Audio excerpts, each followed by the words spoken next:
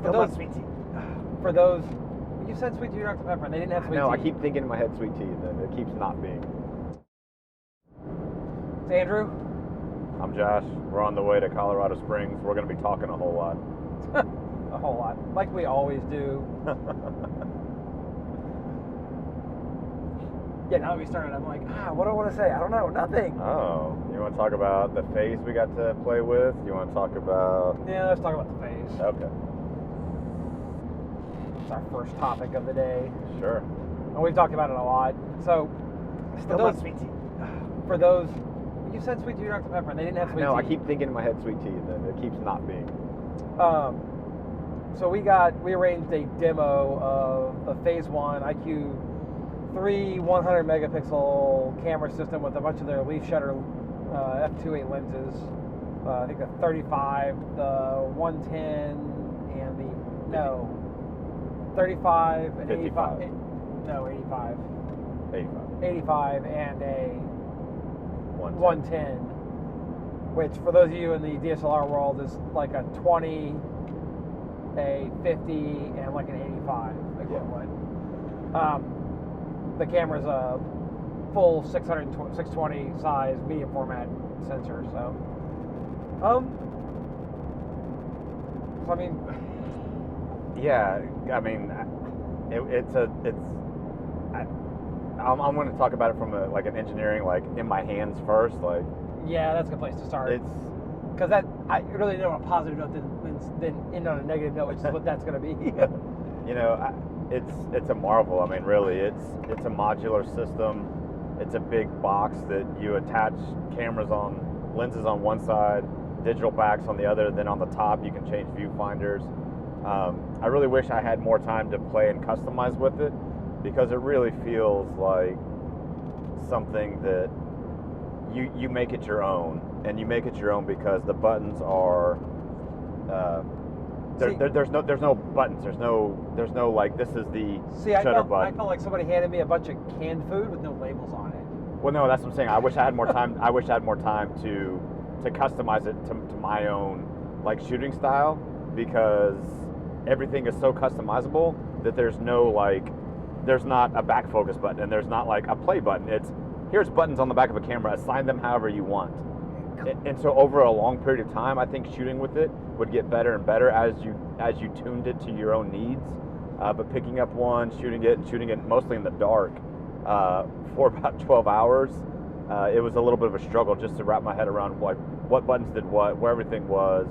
Yeah, I mean, I feel like they were trying a little hard to be, it's the Apple iPod of cameras, right? They're trying to be ultra slick and having the reconfigurable interface sounds really cool, but like Nikon and Canon both have a bunch of buttons you can reprogram, but there's a couple functions I always want, like, and even on Nikon and Canon, I can change what the wheels do, but by default, and I mean, admittedly, on the phase, by default, they were ISO and such. So I guess, I mean, some of it's getting used to it, but some of it's also just like, it's a giant touchscreen with a bunch of buttons on either side.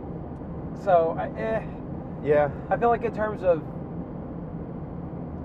what we always talk about, like the big Nikon and the big Canon, like they're sledgehammers, right? My D3S, it's pretty old now. I'm on shutter number 2, well over 500,000 exposures. It is a image making machine in the sense that you can go out and work for 12 hours with it, and it's comfortable to shoot.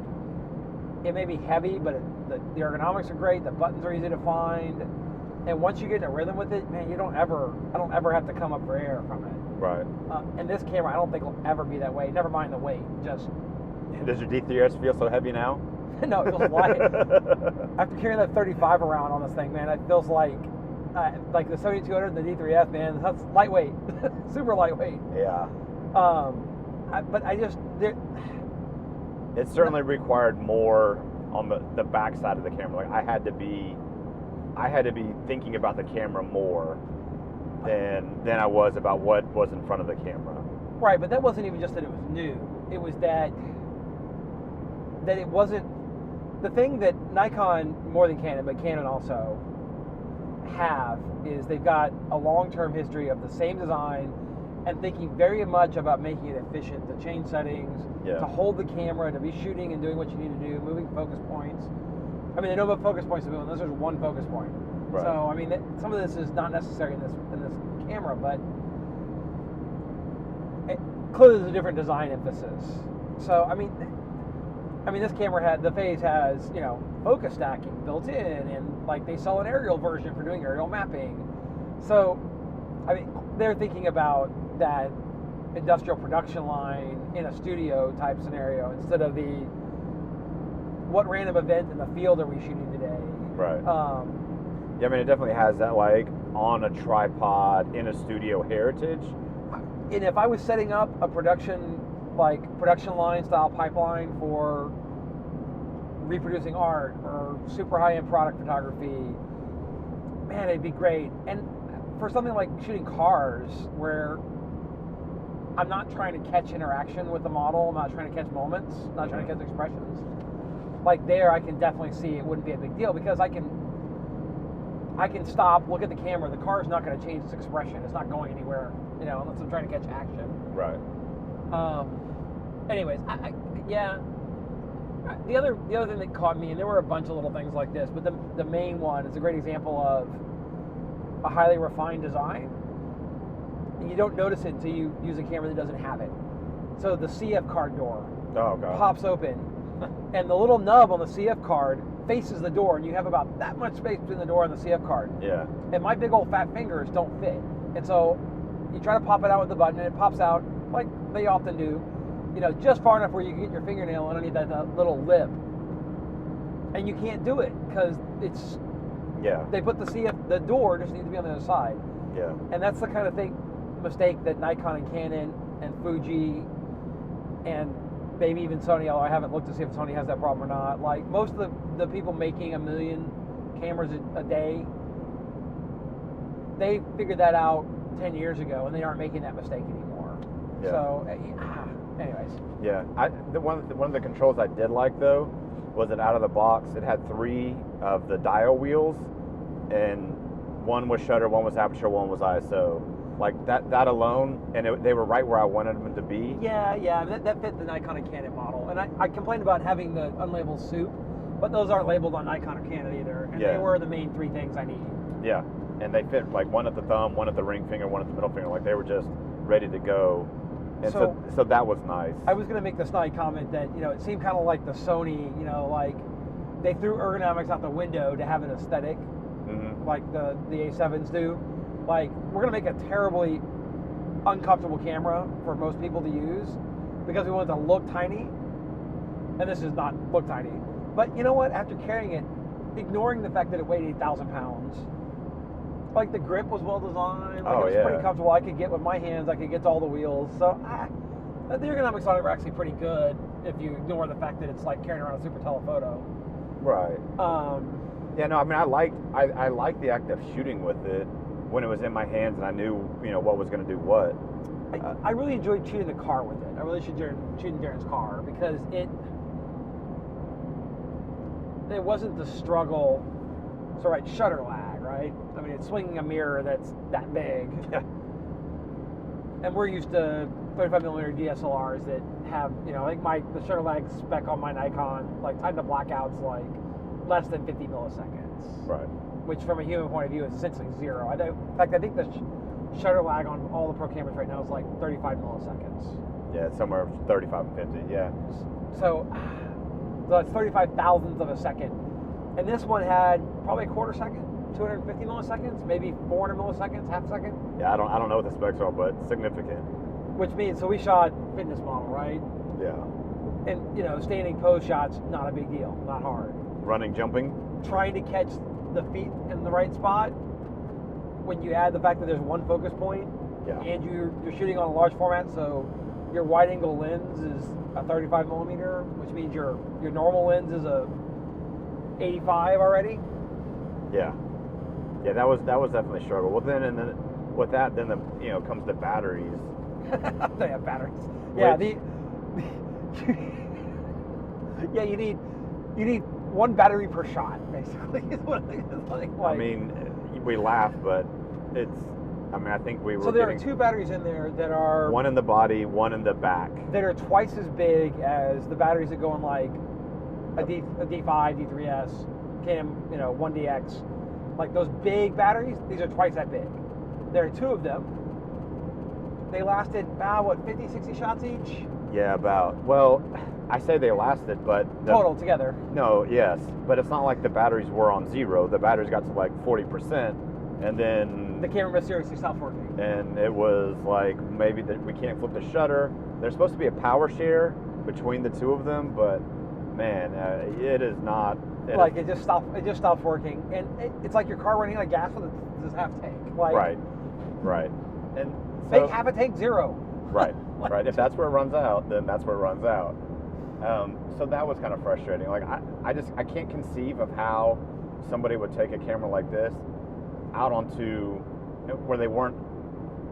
It's like having a mobile phone. Sony's do it. It's like having a mobile phone where it has to be plugged in all the time. It's not really a mobile phone. Yeah, I mean the battery life was slightly worse than like an A7.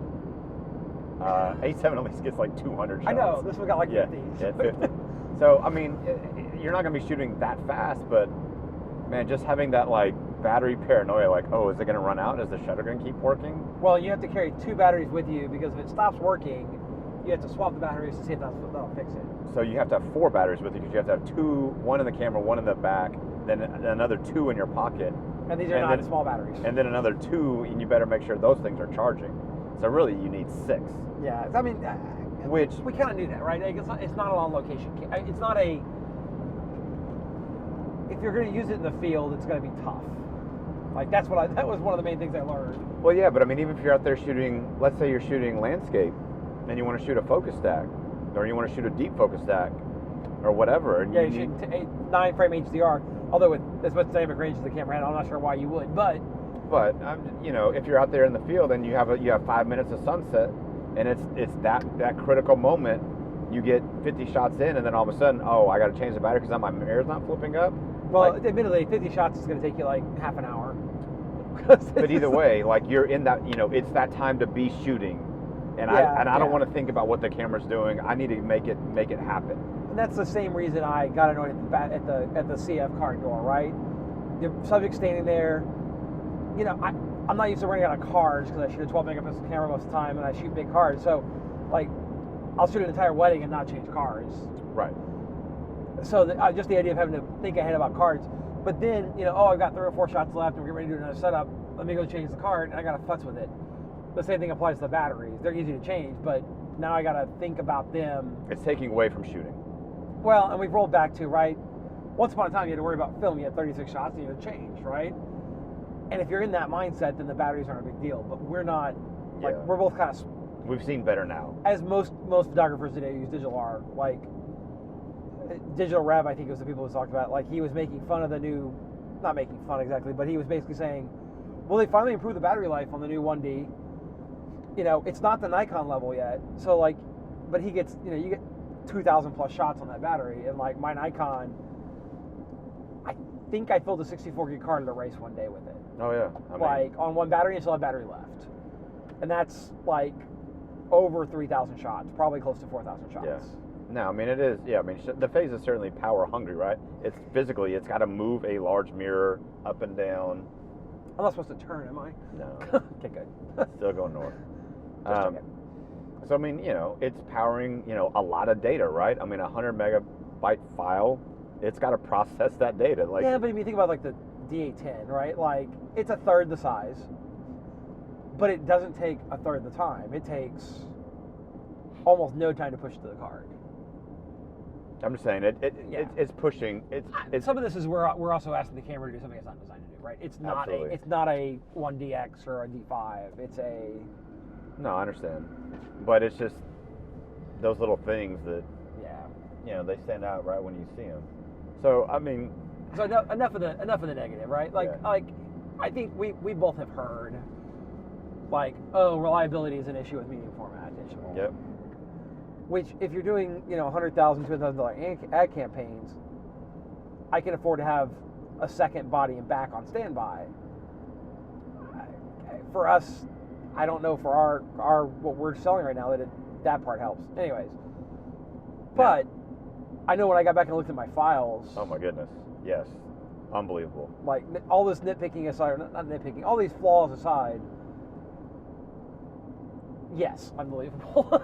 Yeah, I mean, it literally in Capture One, the sliders don't go far enough. Literally, like I can push the file more than the software will allow, which is staggering. Yeah, I mean, one of my favorite shots from Darren Shakar was just a few highlights and looked mostly black because the lights didn't fire.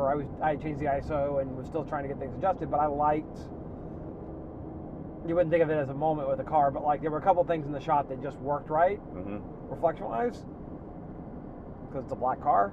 Anyways, and I went +4, and I went, took my shadow recovery slider and moved it like to 50 or 100, almost all the way over.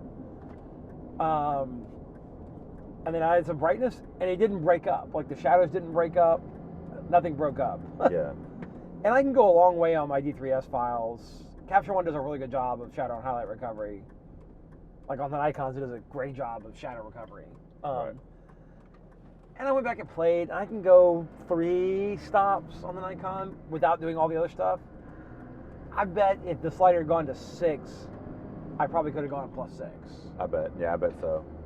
On the phase file, which I shouldn't be screwing up an exposure that much, right? Like that's not a reason to have. No, but if when you shoot into the sun and you can have good exposure. Right. I mean, we're in situations where there's the full dynamic range is there. I mean, there are people making photos that we follow that I look at and go, it's amazing. I don't know, I always had the gut feeling that there was something.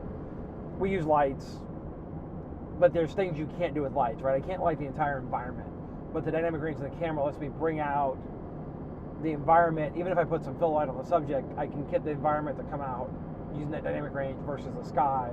So foreground, middle ground, because of the dynamic range I can bring in. Yeah. So like I can clearly see the people I know who are using it. Like I can clearly see how they can do what they do without it being that hard. Not that their photos aren't great, but the things that are really hard for us to do with the SLRs in terms of bringing in different parts of the image when we can't light everything in the world.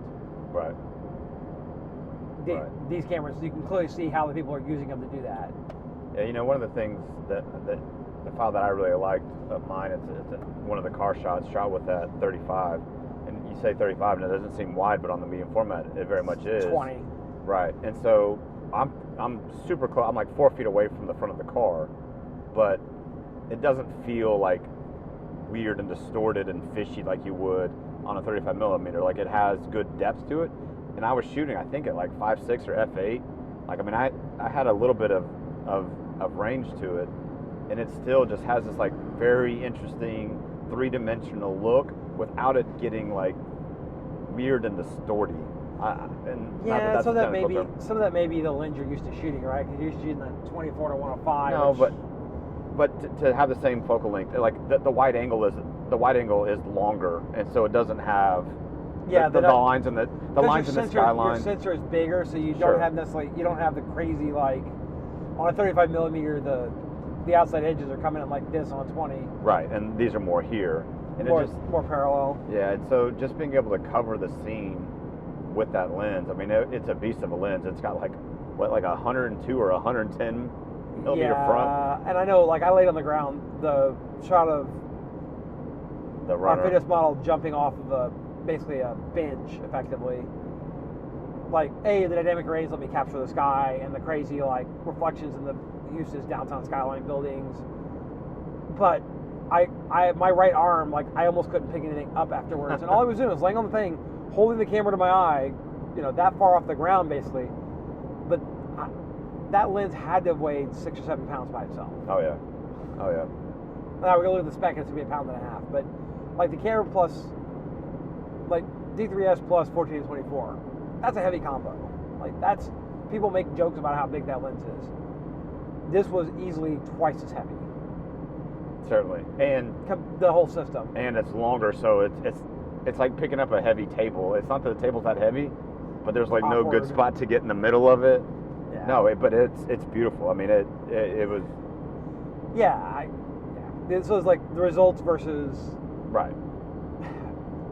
So the struggle there is, right, like the end of that fitness session, though, we basically gave up because the camera started giving us an error that we think was battery related, but we were out of charge batteries. Yep. We hadn't shot that much. So we ended up ending a shoot early, which on a demo for fun shoot, not a big deal. Commercial advertising campaign, big deal, Yeah. right? Of course, for the commercial campaign, you're going to have, you know, if I've used this camera more than once, I'm going to own 20 batteries and a bunch of chargers and probably carry a generator just to power it. Yeah, and again, I mean, the files that we got are amazing. I mean, the push, pull, and local contrast, like the lenses look great.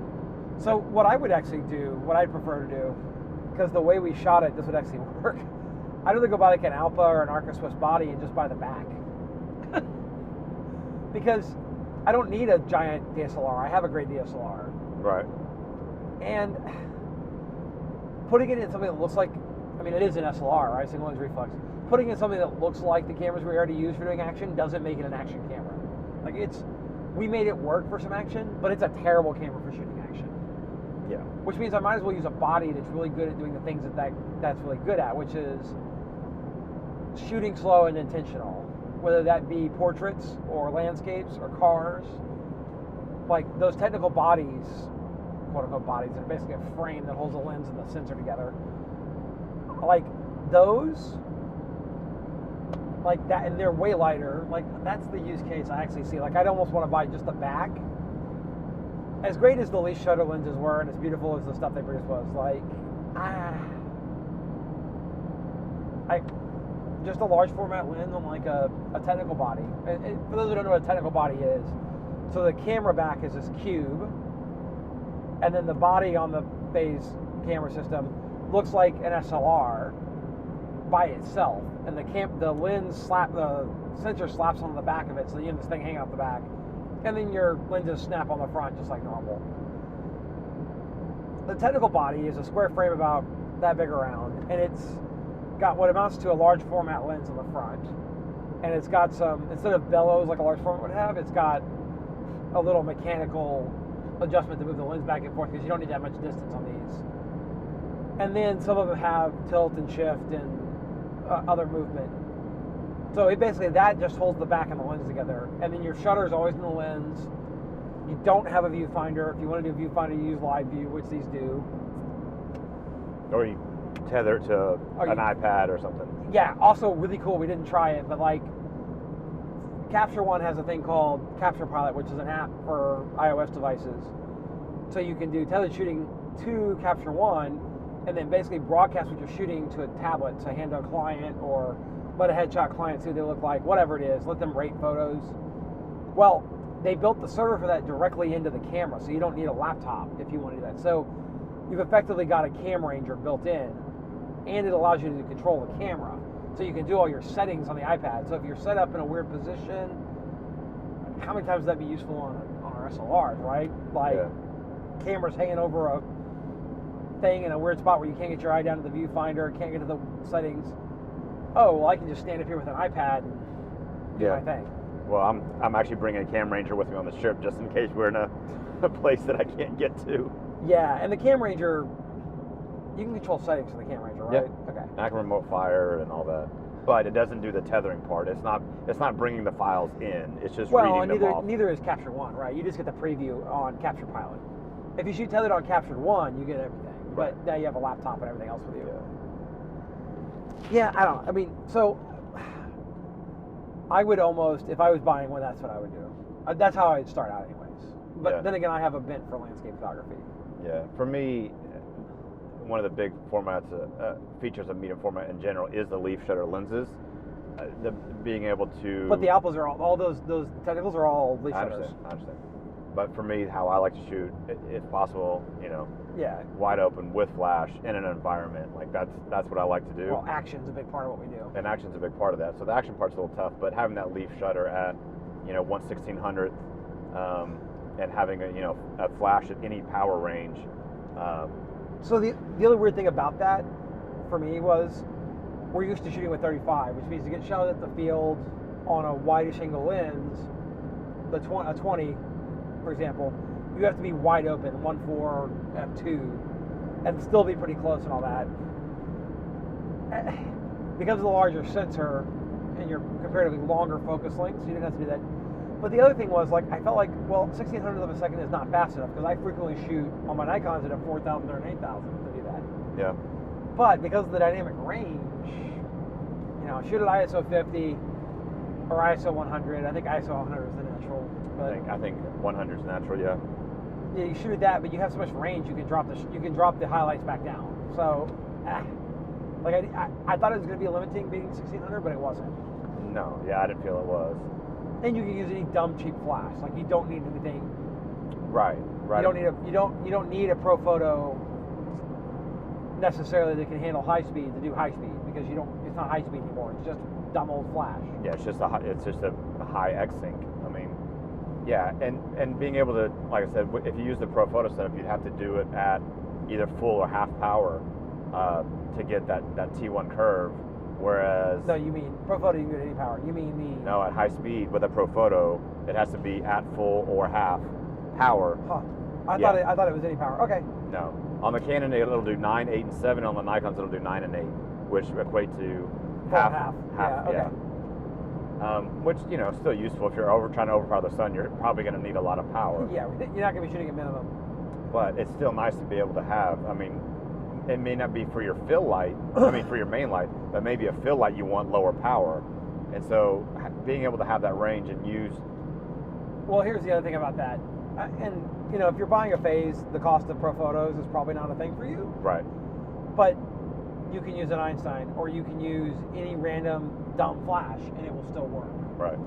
You can literally go buy the cheapest speed lights you want to buy and any radio trigger, and it will sync because the way the shutter works. Yeah. So. So. Amazing, frustrating. Like, well, frustrating more because I can't buy one, right? Like, here's the real problem. Our Nikons and our Canons kind of do everything, right? I can do anything with them. They may not be the ideal tool for any of it, but if I want to shoot portraits, I can do it. If I want to shoot commercial, I can do it. If I want to shoot events, I can do it. If I want to shoot astro, I can do it. If I want to shoot landscape, I can do it. But this camera, you couldn't do everything with. Correct. Like, right off the bat, like, that was the first thing we realized is this is not a Swiss Army knife tool, and probably by design. Anyways, yeah, I really, really want one, and despite all the sort of annoying flaws, I would buy one if I could find a way to make enough money to pay for it. Yeah. Yeah, I mean, I would. Yeah, I mean, there's certain applications that I would love to be able to utilize it, and really spend some more time and learn it. I mean, some of the frustration is we were new to it. Some of it is it's like code, right? You're having to like figure out like what you're trying to do with it. But I think the more time you spend with it, I think the better you can. I think it has a longer learning curve than something as consumer facing as the Canon, Nikon controls, the Sony, Fuji controls, right? They're expecting to have a range of people pick it up. And this one, it's like clearly it's for seasoned professionals. It's like if you don't know what you're doing, like I'm gonna buck you off. Incredibly serious amateurs, right? With lots of spare money. Yeah, I mean it's it's like riding a rodeo bull. Like you better know what you're doing before you step on me. Yeah, this is the Hayabusa. This is not your first motorcycle. Right. Now, if you know how to control it, and you can get amazing results with it. But it certainly requires more craft, more technical. You better know what you're doing when you pick one up, or at least have an idea of what you want to do, and then figuring out how to bend it to your will. So for me, going to that, I mean, I'm sure there's stuff I would learn about it. I know with Nikon and with your cameras, it took me a little while, and admittedly, I was also learning about photography in general at that point, to really get my head around how to use each camera to get the most out of it. Mm-hmm. For example, exposed to the right on the Canon, exposed to the left on the Nikon. You know, Yep. You do not overexpose on Nikon because you'll lose your highlights. You don't underexpose on Canon because you'll never get your shadows shadows back. look like crap. Yep. Because of the dynamic range, I didn't feel like I had that for this one. So I felt like I was pretty comfortable with it right off the bat. For that, other than the random errors. Not necessarily for like what you're going to get in the files, but like how to tune the controls so that I don't have to think about the controls. right? Yeah. Like for me, the dials were going in the opposite direction than what I'm used to. So that was a muscle memory thing. And those work fine for me because I'm used to it for Nikon. But I'm sure there's a setting in there where you can switch them, right? But just having that time to really fine tune. It took me about halfway through the shoot Darren's car, the first shoot we did, to just figure out how to work the menus on the touchscreen. And it's extremely configurable. But like deleting a file, like at one point I was like, okay, these are 100 megabit files, 100 megapixel files. They're not small. If I have a shot of the ground, I want to delete it, right? Like Right. I don't want to import it. I don't want to remove it later. And it took me a little while to figure out how to do that. Once I figured it out, it wasn't hard. But Yeah.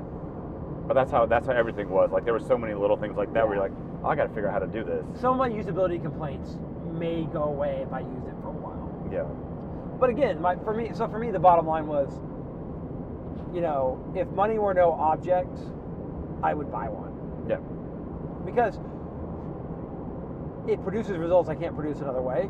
Right. Well, medium format produces results I couldn't produce another way. We're going to be playing with some other medium format cameras coming up, hopefully.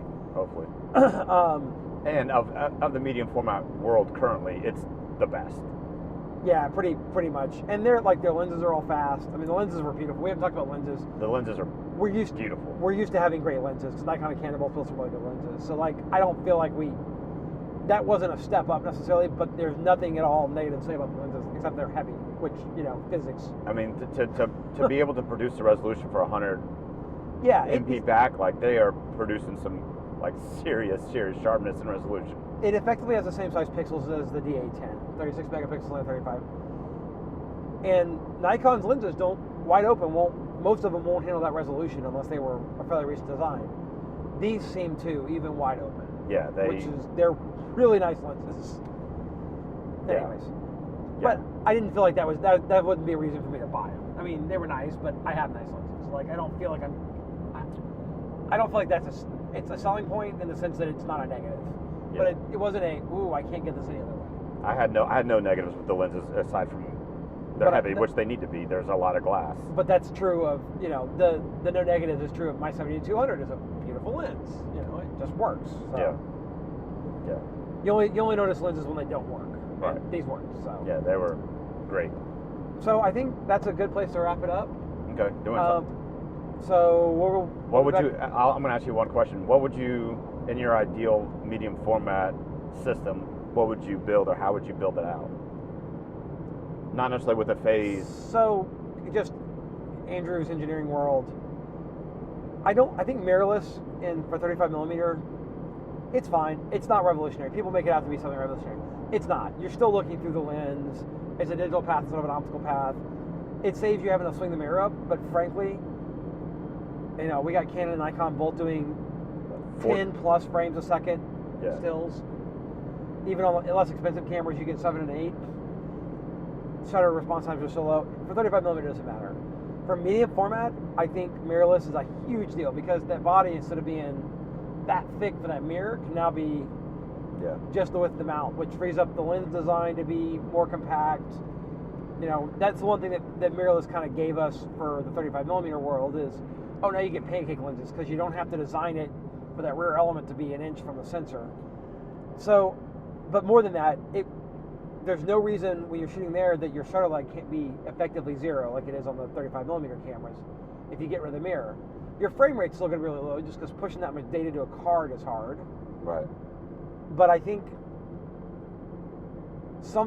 I don't care if so I looked at the Hasselblad, the new 1XD or 1XD or X1D. Whatever. There's too many models with 1 and X in them. And D. Yeah. So guess what? We get it. It's digital. It's it didn't feel much bigger than like a little Fuji, like an XT1. Like it was a slightly bigger version of that. Controls are completely different, but it had that same feel. Mm-hmm. And so it's a camera, despite the fact the lenses are heavier, that you could walk around with like we would with a 35 millimeter. And you shouldn't have the shutter lag. I didn't really shoot it much. I don't remember there being shutter lag when I shot it standing in a store, but that's not a real test.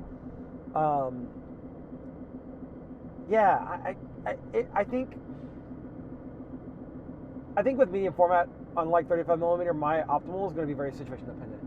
I really, really, really think the technical body with a large format style lens and like an IQ 100 back on like an Alpha or an Arca Swiss body, I would love that for the things it's good at. Mm-hmm. And so when I had something where I could take the time to set up shots and shoot slow, I get the same thing from that I get when I shoot large format or tintype. You have to go slow, which is nice because when the customer, whether the customer's you or somebody else, expects you only to make a few photos, you have the freedom to make a few photos really, really well, really, really carefully, as opposed to, we have a camera that can make as many photos as you care to edit in any period of time, and we live in a world where quantity is mistaken for value. So having that technical limitation is actually an empowering thing because it lets me say, you want me to do this, this is how I produce these results, I'm going to go out for 4 hours and I'm going to make 3 photos. Mm-hmm. And then the expectation is correct and they buy into it. But for event shooting, I could see having something like the Hasselblad, that mirrorless compact with just a huge sensor. Yeah, I mean, something like that for me is that something in the form factor of the new Hasselblad is interesting for me. I mean, for our wedding work, that's where we're generating the bulk of our income from, and there's times where we push the limits of what a 35 millimeter resolution can do. I mean, we work really hard to make our 35s do things that they're at the outside. We talk about the envelope. They're on the outside of the envelope. Yeah, I mean, they're on the very edge. We had that one wedding, right? The couple was under, a striped canopy, and the groom was in full sun, and the bride was in full shadow. Oh yeah, just shooting available light during the ceremony because we didn't have any other option. And the cameras are struggling with that much range. Right, and so having something that has that bigger range where you can kind of even it out a little bit, even just a little bit, would go a long way. Here's the thing about that I was impressed with. On the Nikon and the Canon files, if you do too much highlight shadow recovery, they start looking like that HDR-y terrible. Yep. They start looking really funny. This didn't look unnatural when I did that. No, it didn't. Which was very surprising. Yeah, no, it looked realistic no matter what you did, but I mean, you could do so much to it before it started. It didn't get that crazy HDR like cartoon look. Yeah, no, I know. So being able to deliver, those type of clients, but then also you have that 15 minutes with a couple at sunset. It's got to work. And it's got to work. Having something like that though would be, very interesting, where you can pull in, all the sky detail, all the shadow detail. Well, the thing with that would be interesting for me is we shoot team. One of us has that. One of us has the Sledgehammer, the Nikon, or the Canon. Yeah. So that if something goes wrong with the medium format, we keep shooting. It's not a big deal. Sure. But just having that option of something like that ideal, Hasselblad with fast light primes. Yeah.